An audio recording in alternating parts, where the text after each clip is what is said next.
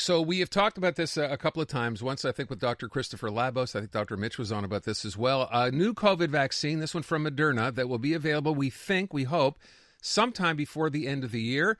Who should consider taking it? Who's it designed for? Patricia Gauthier is president and general manager at Moderna Canada, and she's on the line. Ms. Gauthier, thanks for your time this afternoon. Thank you so much for having me. Can you explain, we've heard a lot about it. We know that in the UK, they've already committed to doses. We heard, I think actually just today or yesterday, that Canada has done the same, though it still needs to be approved by Health Canada. What is this vaccine and who is it designed for? So this vaccine is a bivalent vaccine. What it means is that it contains the Wuhan strain, which is the current vaccine we have, and then it also adds an Omicron-specific strain. So by combining two different strains in the same vaccine, it offers a broader protection to protect not only against Omicron, Wuhan, but it also protects against Alpha, Beta, Gamma. So it's really broadening the protection that Canadians will be able to get once it is approved. And we've currently submitted for Canadians 18 years of age and over. So that's the current file that is with Health Canada for review.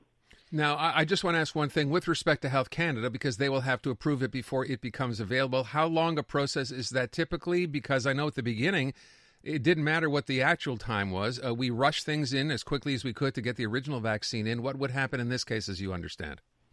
So I can't speculate on the timing for the Health Canada decision. What I can say is that we've been working very closely with Health Canada for the past 2+ years. And again, with this current submission, we're in constant conversations to support any questions they have. So I think the review is underway, and I think they've been demonstrating how focused and fast they can work. But we'll be awaiting a decision as all Canadians will be. Okay, and then once that decision comes down, how soon can we expect doses to be getting into Canadians' arms? Like, is this something that's going to be happening in the foreseeable future? And how many doses have been procured already? Yeah.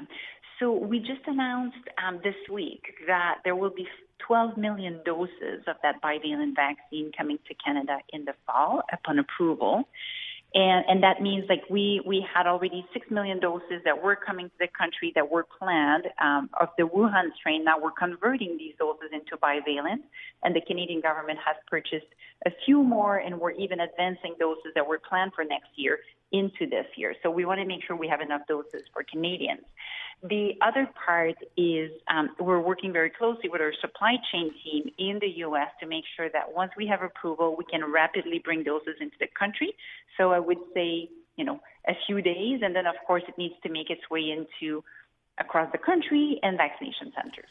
Now, the obvious question I think people hearing this, and I think we addressed this as well when we first talked about it, is should someone wait for this vaccine to be approved if they're due to take a booster and, they figure, well, why would I take a booster if I could wait a little while longer, another couple of months perhaps, and then take this particular shot? Am I any better protected? Yeah. Well, the pandemic is still around. Although, I think we're all getting tired of this situation. The pandemic is still here. The virus is still very present. We're kids going back to school. We're going back in our houses. So the risk of infection and propagation increases with all of that. In addition, I think I would strongly advise Canadians to follow the public health guidance, which means that if you're due, you need to keep your vaccination up to date. And that is different for everyone depending on when you received your booster.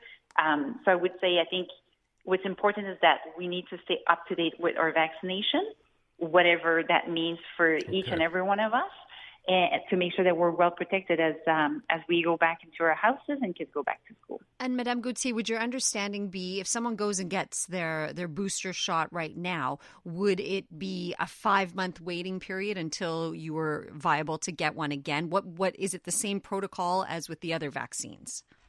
That's a great question, and I would really refer people to their public health agencies. The recommendations on this will change from, different provinces are doing different things here, so I would really refer Canadians and everybody in each of their provinces to their public health agencies in the province. Yeah, as I hear you say that, here's the part that I think we sit at and shake our heads saying every province does it differently, and it's got nothing to do with you, but why do we have different protocols in different provinces? A vaccine is a vaccine is a vaccine.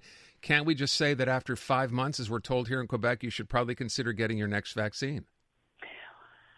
So, I mean, we submit recommendations to Health Canada, and NACI, the CIQ, share the recommendations based on the data. And I think we also need to make pragmatic decisions sometimes. So I would really revert to the experts in public health to make the recommendations. And again, I think it's been a situation where we've been learning a lot. We've been evolving with the virus, and I think the Public Health Agency is the best place to make these recommendations for the population. All right. So, by the way, this is a Moderna vaccine we're talking about, right? It's just the Moderna one, this new one for Omicron? Yes. I mean, the vaccine we're talking about right now, the bivalent vaccine, is the Moderna vaccine. Okay. We've heard of no others specifically tied to treating Omicron. I can't speak for the other ones. Okay. I know you couldn't. Ms. Gauthier, thank you so much for your time. Much appreciated. Thank you very much. Patricia Gauthier, president at Moderna Canada. It's exciting.